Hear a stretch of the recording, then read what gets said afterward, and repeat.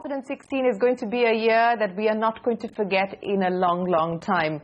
Whether it was Brexit, Donald Trump in the White House, demonetization, or the massive shake-up at the House of Tatas. We've seen it all in 2016. What does 2017 hold for one of India's most respected companies, Tata Consultancy Services, which is seeing a change of guard? To get answers to those questions, joining us today is N. Chandrasekaran and Rajesh Gopinathan. Chandra, Rajesh, thanks very much for joining us here on CNBC TV 18.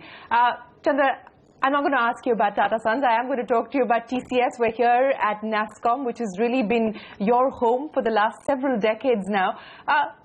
In terms of the road ahead that you foresee for Rajesh, and I'll pick up on the comments that Rajesh made to me when we spoke a few weeks earlier in Davos. He said Chandra is going to be around. He's too deeply entrenched with TCS. We'll try and hold on to Chandra as much as we can. So he's not letting you go. Well, I think, in all honesty, I think TCS has been an effort of a lot of people, and we have a terrific team. And the team that Rajesh will be managing and leading has been a team that we have built for a long time, and we've been together.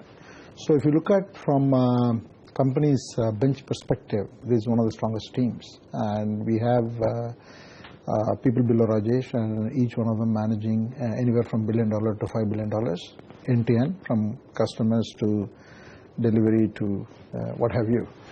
And so I think the strength of the company is very solid. But for myself, yes, I'm going to be around. I'm going to be associated with TCS. How closely are you going to be watching what Rajesh does? See, we have been together for a very long time. So I will provide a lot of strategic inputs. I'll continue to, the way we operate and the way we have operated so far is that I bring a lot of strategic thought, but it is not the final word. Rajesh has been associated with me in that strategic conversation almost last 12 years out of the 16 years he has been with me. Because he started with me in 2001, and he was in the US, I think, 2004, 2005, I don't know. After that, he came over and joined me in Bombay. Since then, he's been with me. So many things I have thought about, I have done, I have bounced off, and not only with him, with a few other people in the management team. And finally, once we decide, we get the entire management team on board, and we make changes. So that's the way we operate. I don't think that will change. So given that, I will always be available. He will have the final word and not you? Yeah, he will always have. He has always had the final word, even before. So he was here to cut the check. So I think I will be around. I will provide all those strategic inputs. And I have huge relationships I've built. I've been very fortunate to travel around the world, at least for, I would say, since '98. I've been on the road. I typically meet 400, 500 companies every year, more so in the last 10 years. So I build a lot of relationships. Definitely I will, some of them other people have relationships, some of them I have relationships. So I will continue to help Rajesh build those relationships and help TCS to nurture those relationships. So that's something that I will do. That doesn't mean that I'll be traveling 10 times to the US. Probably I'll be doing 2 or 3 times to the user as is required. But apart from that, I'm here. I'm only 5 minutes away. Actually, literally, it's 6 minutes. If you drive, if you drive from TCS house to Bombay house, it's 6 minutes, and we are on the phone all the time. So I'm available if they need me. It's a delicate balance, actually. I think Rajesh will grow into the role. I don't remember. I think he's very bright. He commands respect. He understands the business. He understands the strategic nature of the business. He and the team that we have together understand every industry. Whether it's the financial service industry, retail industry, consumer products. I mean, if you take Prateek, I mean, he's super. I mean, if you take Kriti's team, if you take Debashish Ghosh's team, all these people are in the media industry, Kamal, and if you take any one of those people, they are all solid in their respective industries, and between them they have this deeper understanding about what will automation do to that industry, sure. what will big data analytics mean. Similarly, from the services side, whether it is cloud, whether it is hybrid cloud, the people who manage those businesses are solid. So in that context, are we likely to see any more changes? Of course, you need to make an announcement as to who takes over from Rajesh as far as the CFO position is concerned. But are we likely to see any other management changes, any new teams being set up, etc.? See, I think, one part I'll answer, other part Rajesh can answer. I think, we have NRC has met on the CFO. So we have a candidate, internal candidate. So we will announce that candidate. We have to go through the board, and so in the next board meeting that will get formalized. And apart from that, we have been debating. It's not that because of a structural change. We have been debating for a period of time and what is the next best thing. And those incremental changes we have been doing, and some changes which we want to do, we will have to do that timing. So what would those changes be? No, just getting focus on some areas in a much deeper way, not necessarily management changes. I think we have a very stable team, and the team is all together. The team is gung-ho. I met all of them, and if at all, they are all committed to outperforming my years in a significant way. But just before I come to Rajesh, the point that you just mentioned here, that they would like to beef up certain specific areas. This is what you wanted to do even before this change happened, and this is what we are likely to now see happen. Can you articulate for us I mean, for what example, those areas will be and what kind of changes? I think I'll tell you, there will be a tremendous focus brought in cloud. We have thought about it, we have discussed and debated our business model around cloud, and we have certain ideas on how we want to go about cloud. So we will put enormous emphasis on cloud. How will you differentiate yourself? Because I mean, there are large players in the market who have a significant head start. So no, I think we are present in that market. We already operate in the cloud space. Yes. And it's more a validation by clients that what they would like us to do. So that we have got a very clear view of what we want to do in the cloud space. So you will see focus on that. We have done a lot of work in automation, so we want to see how we can take it to the next level. So it is all incremental. It is all around these technologies maturing and becoming mainstream or about to become mainstream, so we have got to shift the gear. So we always invest early, but you always have to choose when you shift the gear. And those kind of changes will... So you're saying that you are ready to shift the gear at this point in time with respect to both cloud I'm as well not saying as at this point in time. These are changes will come in the coming months, and Rajesh has to choose the time, and it will happen. Okay, so Rajesh, let me ask you about the timing now, and on the specific issues that Chandra talked about, the big bets that you hope to make, whether it's cloud or automation. When could we possibly see the company move ahead on this front, and what could it eventually mean as far as business opportunity is concerned? So on the timing, let's put it like it will be sooner rather than later. But from a business opportunity perspective, it's amazing how these technologies are morphing. You heard Mr. Bill Rue was there on stage at NASCOM. Of GE, yeah. Of GE, how an industrial company is transforming itself into a software services kind of business. So you're seeing technology do this to industry after industry. And we are very well positioned to participate in that and to help our customers to make that transition from asset model to a services model. So the entire world is moving towards that kind of a structure. So huge amount of opportunities. And as we start identifying areas where we can actually better partner with our customers, better align our own capabilities behind that, we will keep on carving these out and putting specific focus on it. So it's not a one-off kind of a change. It's likely to be a continuous change that keeps on happening. And we'll start on the journey quite early. Okay, let me, Rajesh, ask you about a question that I'm sure has been put to your notice specifically several times over, and that is as far as the capital deployment policy is concerned. This is a question that's being asked of every Indian IT company, that you're all sitting on large piles of cash at this point in time. What do you intend to do with it, and why not the buyback option? I mean, we've just seen Cognizant announce one. There are calls on even TCS and Infosys to do the same. What is the rationale? Do you you believe it's the right time? Is this something that you would consider? So let's put it this way. We have had a very, very disciplined dividend policy, policy of giving back excess cash to the shareholders, and we have done that with a certain cadence. So we distribute in the range of 30 to 40% every year, and every 2 or 3 years we flush out the excess. So the last time that we did it, we took out almost close to 80-90% of our full year earnings, and we've on an average maintained about 50-55% when you consider the full cycle. So we will continue to be on the journey of disciplined capital distribution. What comes is, what should be the cadence? Is this one special? Is that the right cadence, or should we mature? Is it? It's worked well for us in our last 10 years.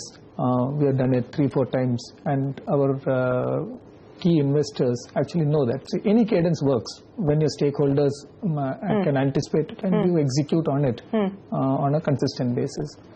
If there's a change, we'll consider that. So that's one. Second is that we've been steadily increasing it. So it used to be in the 30s, we moved it to the 40s, we moved it to the 50s, and that journey is there. So that's again a part of the disciplined execution. What is the mechanism of doing it? Is dividend, is buyback, one or the other, a combination of both, which is more of a mechanics of actual distribution, and you weigh the pros and cons on it. We are not per se bought into one tied or down the to other, one option or the other. But does it make sense? Because this clamor is picking up. I think you have to see our track record. From the quarter we went in public in August 2014, we have declared dividend every quarter. And every year we have followed a pattern. We will increase the quarterly dividend every year over the previous year, and then we do it as equal installment for 3 quarters, and we'll give a top up in the 4th quarter. And every second year, and once I think every 3rd year, we will always give a special dividend. And what Rajesh was pointing out is that the average was 30s, the average was 42s, and now it is 55. And also I would say that we were building up cash. In the early days we didn't have cash. Now we have a significant amount of cash. So I think the call that the board needs to take is what is a good number. What do you believe is a good number? Good number for we don't know, because always the theory has been for us that we don't want to be in a situation that we don't have enough cash and then we have to do a big acquisition. What would be enough? And I'll draw your attention to... At this point in time, I think I say we have a number internally between me and Rajesh. We have discussed about it, but we've really not discussed it with the board and everything else. So this is a discussion that time to time we'd have. There will never be a number which is a standard number at any point in time. But you believe at this point in time you're comfortable? We're comfortable. So we need to, so that's why every time we have felt comfortable, we have increased the dividend. So I mean, we will have the discussion. So would that be the preferred route going forward as well? We don't know. So I think there are advantages, as I said, there are pros and cons of dividend and share buyback. And obviously share buyback has a certain limit. How much you can give and how much you can do it in a year and so on and so forth. So we will take all that into account, and there will be a discussion because we have got feedback from investors over the last year and a half, I think, more than a year and a half. 2 comments that have come, which we have actually discussed in our board a couple of times. One is, even though you give special dividends every 2 years, you have a track record, but there is no certainty. It's not a policy. So there is one can't take it for granted. Or they gave it in 2012, they gave it in 2015. So will they give it in 17? Will they give it in 18? That actually puts certain uncertainty. So why do you want to do that? Why can't you give in a very predictable manner? Even though you're giving in a predictable manner, why can't you state it? And so you think about it. They were not complaining, but they made a suggestion. That's one thing that's there. And some people have said, why you have to give everything as dividend? Why don't you do some dividend, some share buyback? These 2 comments have come from investors. and we will discuss it in the board. My final question on this issue, what could be the pillars around which your dividend and share buyback policy are put together? Because if I were to look at the comments that have come in from Infosys, and the same sort of question has been asked of them as well, and Vishal has said that, you know, when we look at capital, we've got to look at what we need as far as building infrastructure is concerned, strategic growth initiatives and M&A. Would those be largely the levers that you will... I don't want to get drawn into this. I'm not drawing you into anything. I'm not drawing you into anything. I'm merely asking you about what will be the levers as far as your capital deployment policy is concerned. You get mileage for drawing me into this. I get mileage for not getting drawn in. Forget that I asked you what Infosys has said about capital deployment. But what will be the central pieces around your policy? Our building infrastructure and those kind of things used to be a significant part of our cash 10 years ago, 5 years ago.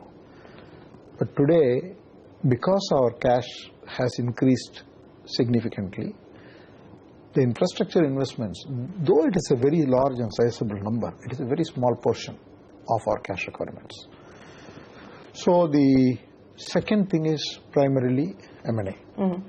If there is a need for doing a large M&A, is there? I will tell you, you don't know when the opportunity presents.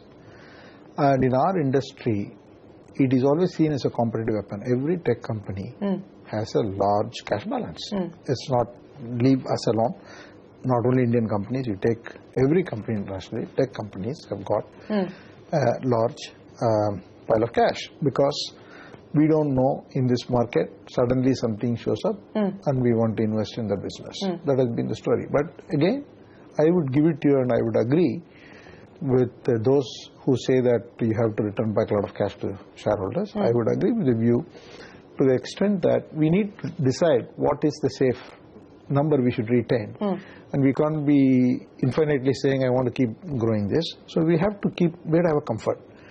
And with that number, anything excess, we should look at. So by when do you believe you would be able to make a decision on this front? See, this is a board question. This is not an Chandrasekaran question.